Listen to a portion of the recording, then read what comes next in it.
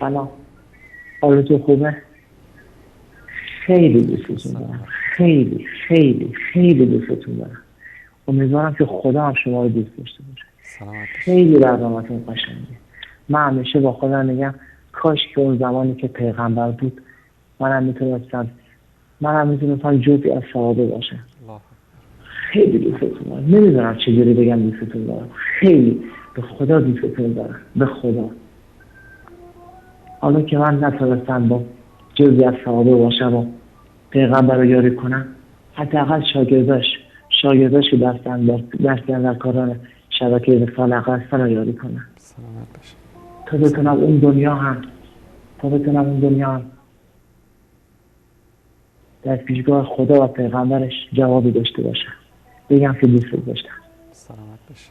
خیلی دوستتون دارم، خیلی خیلی. خدا عزتون کنه، خدا ازتون راضی باشه، خدا شما رو مثل ما نگه داره. خیلی خدا سایه‌اش از سر شما برداره. خدا نگهدارتون. خدا نگهدار شما.